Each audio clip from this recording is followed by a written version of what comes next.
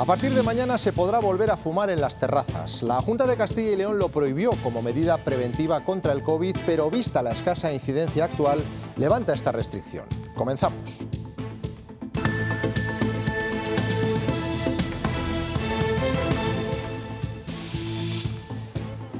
A pesar de las sanciones, la norma se estaba cumpliendo a medias. El exterior de bares y restaurantes era y es escenario habitual de los clientes fumadores.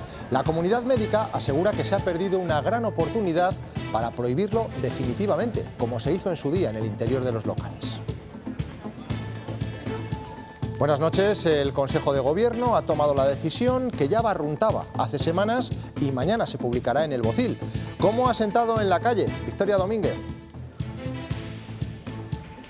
Pues en la calle hay opiniones para todos los gustos. A los fumadores les parece bien, consideran que ya no tenía sentido mantener la prohibición con los actuales datos de incidencia del COVID. Los no fumadores, sin embargo, creen que se ha perdido una magnífica oportunidad de hacer esta restricción permanente. Ya nos ha enseñado esta pandemia que el tabaco y los humos que vienen del tabaco son parte de lo que nos perjudica. Si te incomoda, tú te puedes mover. Bien, me parece bastante bien. La guerra de los impuestos entre el Gobierno central y las comunidades autónomas ha terminado con un plan de medidas fiscales que hoy ha presentado la ministra Montero. Al final, Moncloa también apuesta por bajar el IRPF. Daniel de la Fuente. Es uno de los aspectos que se tocan en esa batería de medidas fiscales, pero hay otro como el impuesto de sociedades, también un gravamen para los patrimonios más altos o reducciones para los autónomos. La ministra de Hacienda asegura que todo esto va en la dirección de lograr una mayor justicia fiscal y sobre todo destaca que esto es fruto del entendimiento entre los dos partidos que forman el gobierno. La Junta de Castilla y León ha reaccionado a la propuesta de ayer del Gobierno a los sindicatos respecto a las condiciones laborales de los empleados públicos. Sobre la reducción de la jornada laboral a 35 horas semanales, Carriedo ha dicho esto.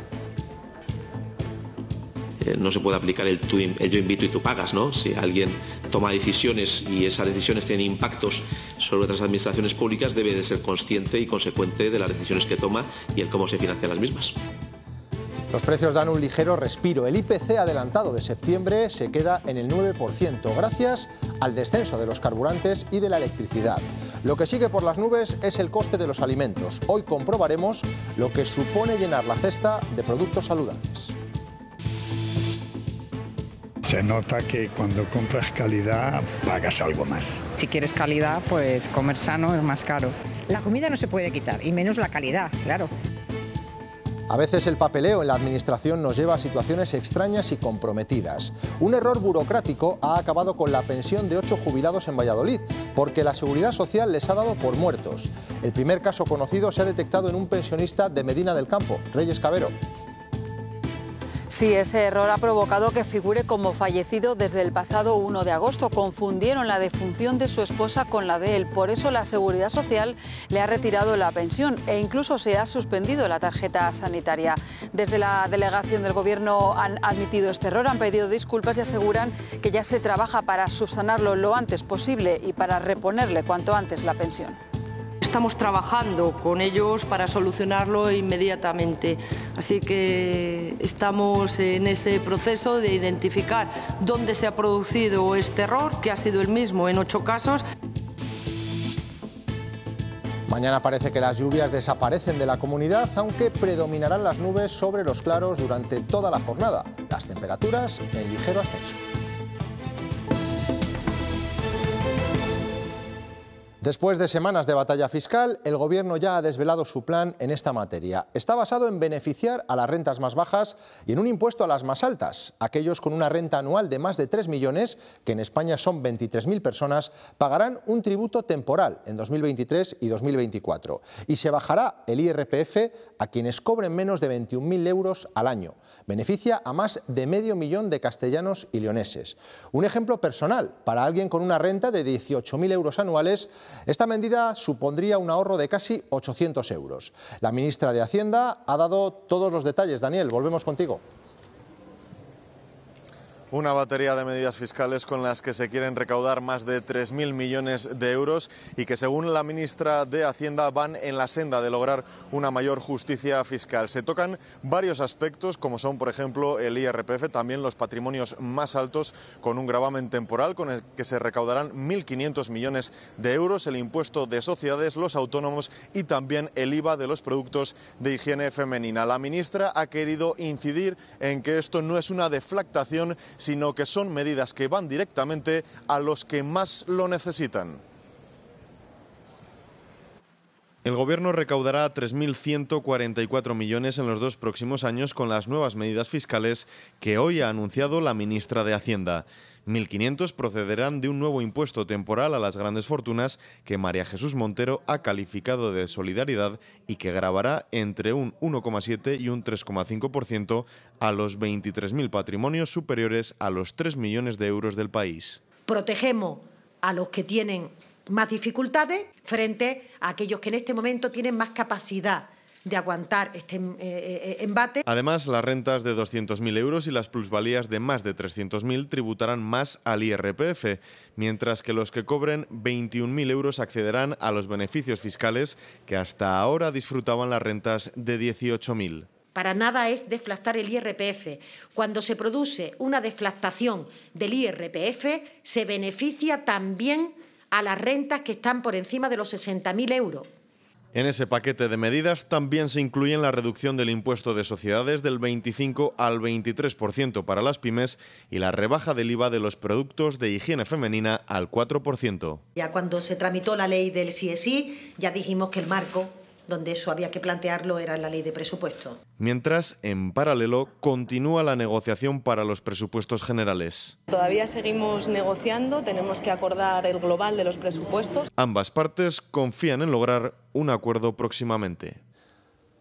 Las valoraciones han llegado poco después desde todos los sectores, sobre todo desde patronal, autónomos, incluso desde los sindicatos. Desde Galicia, Alberto Núñez Feijóo lamenta que no haya rebaja fiscal en este 2022 y acusa al Gobierno de improvisar. Decepcionante y escasa bajada de impuestos y que además no afecta al ejercicio 2022, cuando justamente es el ejercicio con mayor dificultad. Los españoles han de saber que no le van a rebajar sus impuestos en el año 2022. Por tanto, el Gobierno ha decidido no bajar los impuestos en el año 2022. Sigo diciendo, es un auténtico error lo que está haciendo el Gobierno, porque creo que lo que precisamente hay que hacer es la deflactación de tarifas, lo que llevamos haciendo y diciendo desde hace bastante tiempo, y no entiendo que estamos en un debate electoral. Y estas medidas, que son un pequeño pasito adelante, son prácticamente ridículas y una tacañería. Y la izquierda no puede caer en esa trampa de los antiimpuestos que quiere plantear el poder económico y la derecha política. Y en medio de este anuncio, las comunidades siguen a su ritmo. Hoy ha sido el turno del socialista Fernández Vara, que anuncia la mayor bajada de precios y tasas de la historia de Extremadura. Por su parte, la Junta de Castilla y León descarta cualquier deflactación del IRPF y defiende sus últimas medidas en materia fiscal.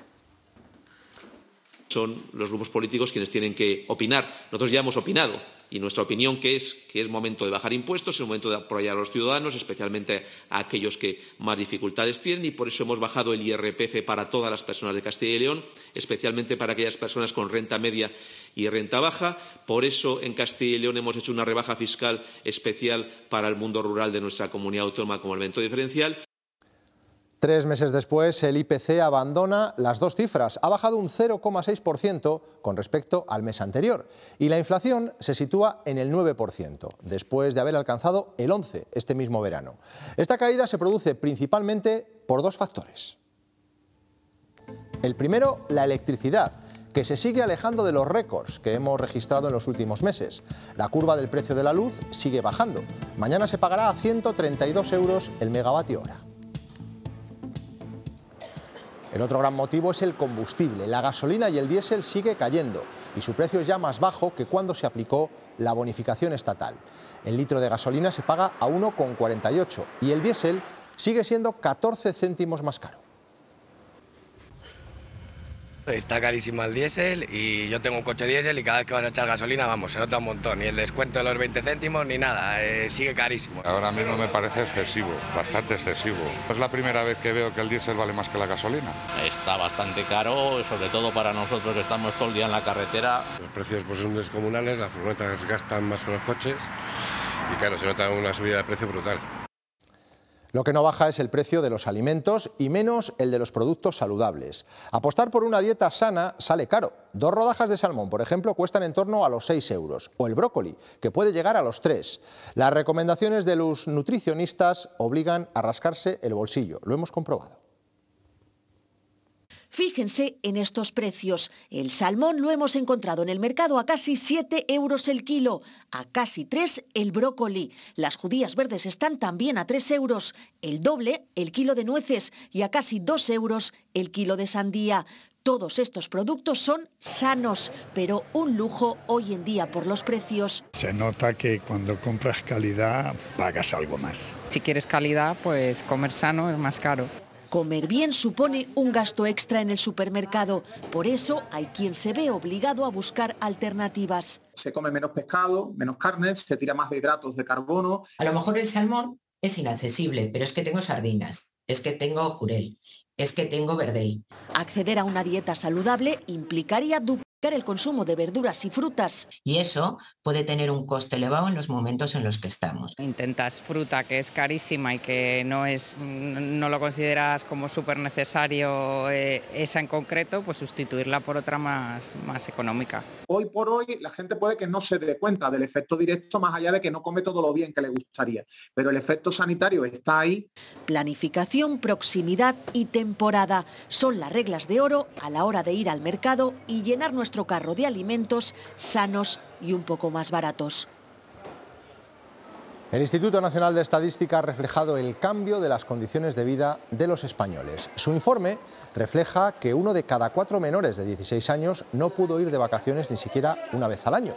En cuanto a los ingresos de los hogares, un 17% se han visto disminuidos tras la pandemia. Lo ha destacado el presidente de Cáritas en el programa de las 7 Está pasando. Que hace años habían estado en Cáritas, habían demandado ayuda de Cáritas, pero que su situación, pues gracias a Dios, había mejorado, se habían insertado socialmente y ahora han tenido que volver a demandar ayudas, ¿no? Y también nos hemos encontrado con un perfil de personas que nunca habían acudido antes ni a Cáritas ni a otras entidades demandando ayuda y que la pandemia les puso en esa tesitura. Les hablamos ahora de la propuesta del Gobierno central a los sindicatos para reducir la jornada laboral de los empleados públicos a 35 horas, que no ha sentado demasiado bien a la Junta de Castilla y León. El portavoz regional ha criticado al Ejecutivo por utilizar la fórmula del yo invito, pero tú pagas. Ana Rayaces. Sí, la Junta lamenta haberse enterado por los medios de comunicación de esa posible subida salarial que supondrá unos 70 millones de euros para las arcas de la comunidad. El portavoz del Ejecutivo cuestiona al Gobierno central por aplicar lo que ha llamado yo invito y tú pagas respecto a la reducción de la jornada laboral de los funcionarios a las 35 horas. Si lo incluye y establece financiación para ello, pues lógicamente es un paso que va a facilitar. No se puede aplicar el yo invito y tú pagas, ¿no? Si alguien toma decisiones y esas decisiones tienen impactos sobre otras administraciones públicas, debe de ser consciente y consecuente de las decisiones que toma y el cómo se financian las mismas. Esa propuesta, en cualquier caso, todavía no ha encontrado el beneplácito definitivo de los sindicatos. En Castilla y León hay más de 167.000 funcionarios. 95.000 trabajan para la Junta, casi 34.000 dependen del Estado y 38.000 de las administraciones locales. Es una subida salarial que es muy cicatera, que desde luego nos vuelve a dejar a los empleados públicos al pie de los caballos, porque no podemos olvidar que nuestros empleados públicos hemos perdido más del 20% de poder adquisitivo desde que el gobierno socialista del señor Rodríguez Zapatero nos bajó el sueldo, y desde luego con la que está cayendo, con la pérdida de poder adquisitivo que llevamos acumulado y con las previsiones de inflación, desde luego nos parece una oferta que en estos momentos es inasumible. Y desde luego no descartamos ningún tipo de medidas de presión. La cada vez menor incidencia del COVID está eliminando las pocas restricciones que quedaban. Una de ellas, la prohibición de fumar en las terrazas de los bares. A partir de mañana se podrá volver a hacerlo de nuevo en Castilla y León. La medida se ha anunciado tras el Consejo de Gobierno. Victoria Domínguez. Sí, se elimina la prohibición de fumar en las terrazas, una medida que se toma a la vista de los bajos datos de incidencia del COVID. Una noticia que reciben con agrado los fumadores, que consideran que en la actual situación epidemiológica era una medida que ya no tenía sentido. Los no fumadores, sin embargo, se habían acostumbrado a ver las terrazas como espacios libres de humo y consideran que se ha perdido una magnífica oportunidad de hacer de esta una restricción permanente. Yo creo que la situación de la pandemia ahora mismo permite hacerlo, volver a la situación inicial, y yo creo que no hay por qué poner una prohibición en un momento en el cual permita que no haya esa prohibición. Libremente pueden fumar tranquilamente. Si te incomoda, tú te puedes mover. Yo la verdad que el momento siempre me ha parecido correcto, siempre me ha parecido el momento oportuno para fumar. No me gustaba, no veía bien que no se pudiera fumar en la terraza porque es al aire libre. Pues a mí con criaturas chiquitinas como tengo no me parece bien. Me parece que se podría seguir respetando esas normas nuevas que han venido con el COVID. Tendrían que esperar un tiempo determinado de más todavía. La Junta, por lo tanto, ya no pone ninguna restricción. La única que nos queda, en este caso interpuesta por el Ministerio de Sanidad, es la mascarilla en el transporte público, farmacias y centros sanitarios. España es ya uno de los pocos países que quedan en la Unión Europea con esta medida activa. A partir de mañana, solo Alemania, Grecia y Chipre nos acompañarán en estas limitaciones.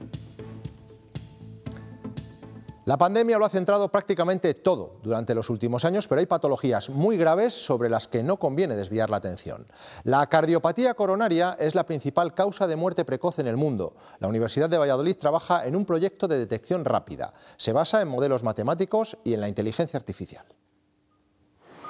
Detectarla a tiempo puede ser vital. La cardiopatía coronaria es la principal causa de muerte precoz en el mundo. Hasta ahora el método más utilizado era la angiografía por rayos X. Que es invasiva, tiene sus riesgos, por supuesto los riesgos son menores que los beneficios que causa, pero tiene sus riesgos, ¿no? Y sobre todo también maneja rayos X, pues que es una radiación que sí se puede evitar mejor. También las resonancias magnéticas de perfusión. Pero tiene un problema principal que es muy lento. El paciente tiene que estar dentro de la máquina bastante tiempo para conseguir imágenes con suficiente resolución y por otra parte tiene que estar, en el caso de la resonancia cardíaca, tiene que estar en apnea. Y aquí surge este proyecto. Para solventar esto combinarán modelos matemáticos, la resonancia e inteligencia artificial. Vamos a obtener una película en la que cada fotograma se va a ver con más resolución, con más nitidez, y además vamos a poner muchos más fotogramas en la película, de manera que la resolución temporal de las curvas que surgen de ahí sea mayor. Menos tiempo, más resolución espaciotemporal y mayor comodidad para el paciente. Un cardiólogo no especialmente experimentado en estas curvas y en estos parámetros que intervienen en esta modalidad va a poder interpretar rápidamente porque le vamos a dar los resultados de una forma directa. El proyecto tiene una duración de 3 años y trabajarán de la mano investigadores portugueses y españoles. Finalmente, no habrá declaración institucional de condena de la violencia de género en el próximo pleno de las Cortes. Para que se produzca, tiene que haber unanimidad entre los grupos y Vox se ha negado hoy en la Junta de Portavoces. La formación de García Gallardo considera que ese texto sería de contenido ideológico. Vox puede firmar ni va a firmar ninguna solicitud de declaración institucional con contenido ideológico, porque hemos manifestado desde el principio que para Vox la violencia no tiene género. La delegada del Gobierno, Virginia Barcones, se ha mostrado muy crítica con las últimas declaraciones por parte de los miembros de la Junta de Castilla y León en materia de violencia de género. Dice que es momento de mostrar unidad y fortaleza ante lo que considera una lacra social.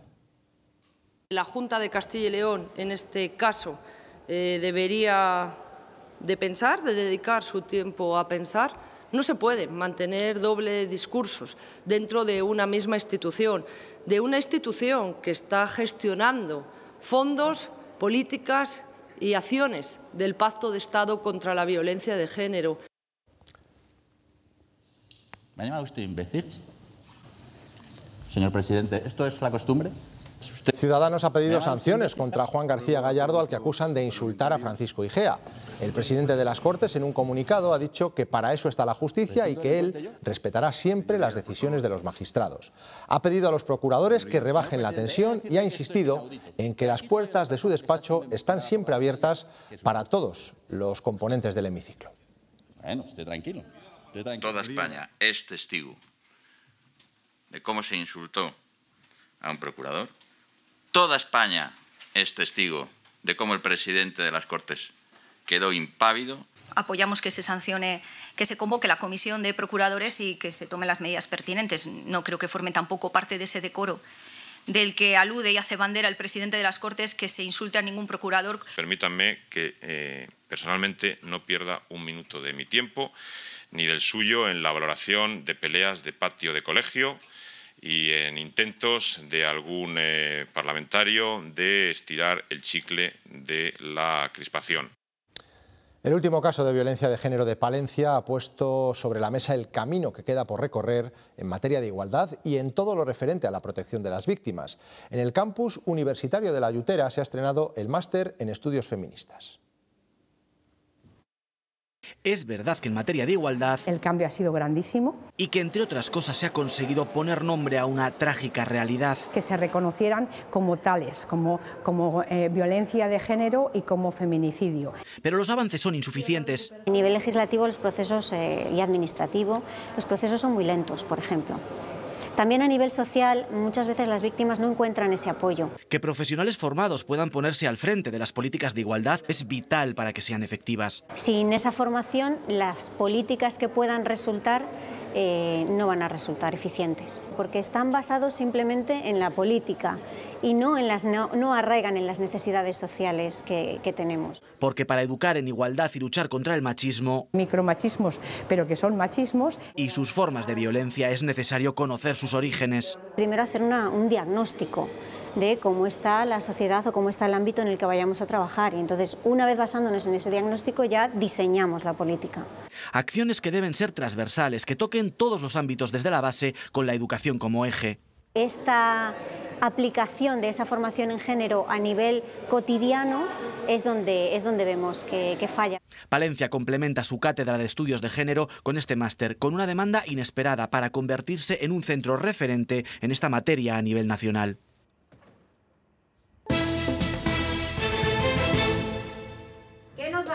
Castilla y León ya tiene sus currículos educativos aprobados. Desde infantil hasta bachillerato se ha incorporado el estudio cronológico de la historia, la filosofía en cuarto de la ESO y aumenta el peso de las segundas lenguas extranjeras.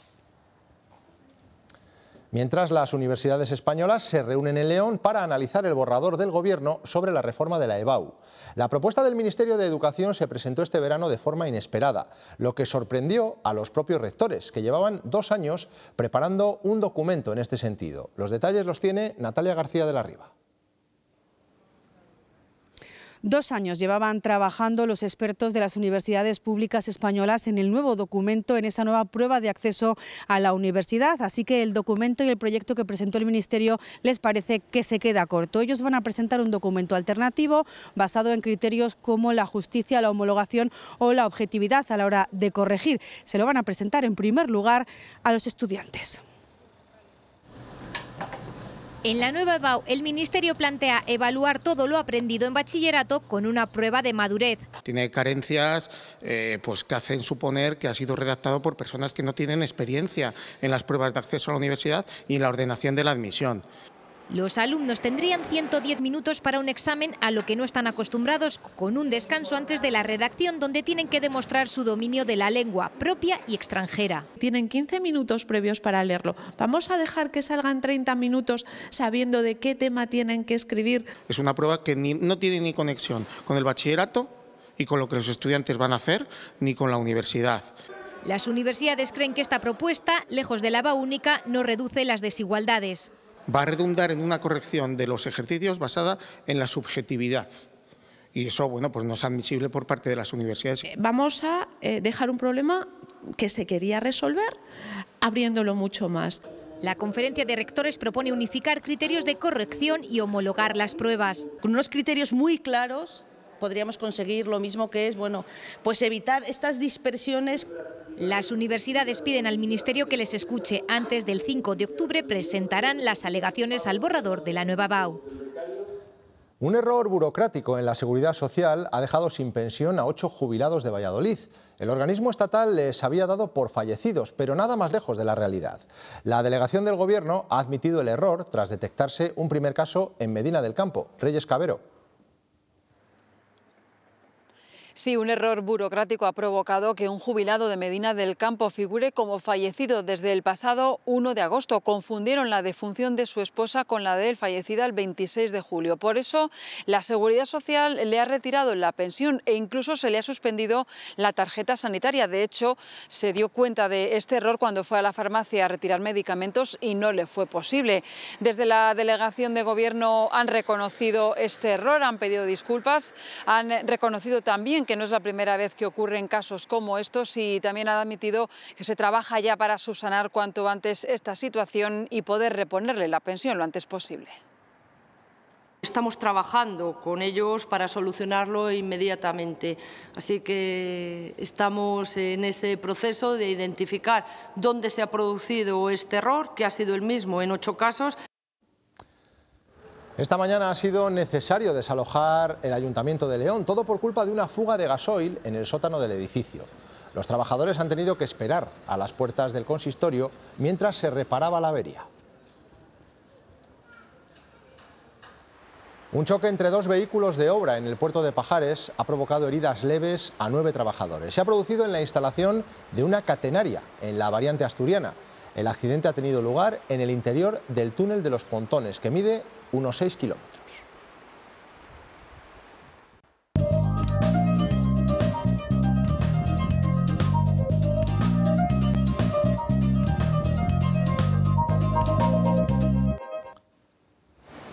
Renault pagará un extra de 1.000 euros a sus trabajadores en el mes de octubre. Será para compensar a la plantilla por la pérdida de poder adquisitivo provocada por la crisis actual.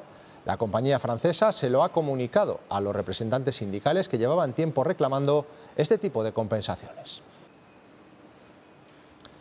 Las empresas familiares son un ejemplo de cómo sobrevivir en tiempos de crisis. Pequeños comercios, en algunos casos, que pasan de generación en generación y que ahora se enfrentan a un nuevo periodo de incertidumbre. La receta, dicen, es el trabajo y dar siempre el 200%. Lo hemos visto en 3 establecimientos de Soria. 5 generaciones contemplan este establecimiento. Abierto en 1850, se ha alzado con el Premio Nacional al Comercio Histórico y, a pesar de la situación actual, no han tirado la toalla. Yo quiero lanzar un mensaje de optimismo, que aunque vengan las épocas malas, pues lo importante es estar aquí y seguir trabajando y tener tu clientela y tener esa ilusión y que de todo se sale. Y esperemos que dentro de unos muchos años pues sigamos con la tienda abierta. Desde su apertura, hace más de medio siglo, Saldos Muñoz ha provisto a la provincia de ropa de cama y otros derivados del hogar. Su propietaria reconoce que desde la llegada de Internet las ventas se han transformado. Imagínate, de estar mi abuelo vendiendo en bicicleta, ahora, por ejemplo, estamos vendiendo online a Portugal. Yo creo que en 50 años, si él lo viera, pues ni se lo creería.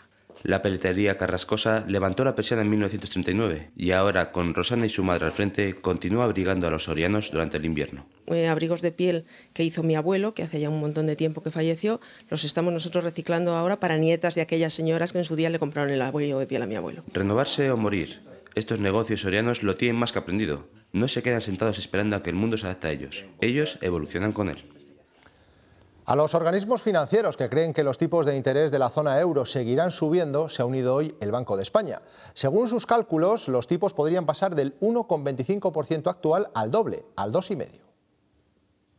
De acuerdo con esa simulación, el terminal rate, el valor mediano del rango, que es amplio, lo cual de nuevo subraya la enorme incertidumbre que tenemos, se encuentra entre el 2,25 y el 2,5%.